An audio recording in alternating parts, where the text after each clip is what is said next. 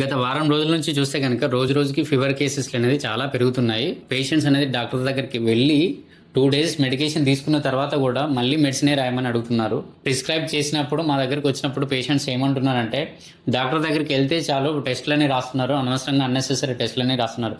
టెస్టులు అనేది అన్నెసెసరీ అస్సలే కాదు. ఫీవర్ వచ్చినప్పుడు ఖచ్చితంగా సివిపి రిలేటెడ్ టెస్ట్ అనేది ఖచ్చితంగా చేయించుకోవాలి. డబ్ల్యూబీసీ కానీ, ప్లేట్లెట్స్ కానీ, ఆర్బీసీ కానీ, మార్ఫాలజీ కూడా అందులో కంప్లీట్గా మనకు తెలిసిపోతుంది. మన ఇంటర్నల్గా ఏం జరుగుతుంది అనేది కూడా మన ఎవాల్యుయేషన్ చేయడానికి, డాక్టర్ ఎవాల్యుయేషన్ చేయడానికి అయితే ఉండదు. వితౌట్ టెస్టులు లేకుండా జబ్బును కనుక్కోవడం అనేది ఇప్పుడున్న సిచ్యువేషన్లో చాలా కష్టము.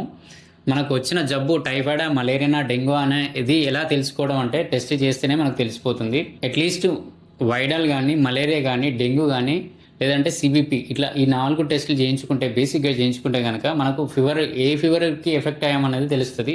ముఖ్యంగా day by day dengue cases అనేది చాలా పెరుగుతున్నాయి. మీకు కానీ మీ సరౌండింగ్లో ఉన్న వాళ్ళకి ఫీవర్ వస్తే కానీ ఖచ్చితంగా మీరు డాక్టర్ని కన్సల్ట్ అయ్యి వీలైతే బ్లడ్ టెస్టులు చేయించుకోండి. టెస్టులు చేయించుకుంటేనే మీకున్న జబ్బు ఏంటనే తెలుస్తుంది. సో మీరు ఎక్కడెక్కడో డబ్బులన్నీ వేస్ట్ చేస్తూ ఉంటారు. సో మీకు జబ్బు వచ్చినప్పుడు మీరు ఖచ్చితంగా టెస్టులు చేయించుకోండి. ఇది ఎందుకు అని అనుకుంటే అది కాస్త 2 రోజుల్లో పోయేది 4 రోజులు అవుతుంది. అన్నెసెసరీగా మీరు హాస్పిటల్లో అడ్మిట్ అవ్వాల్సిన పరిస్థితులు రావచ్చు. So take care.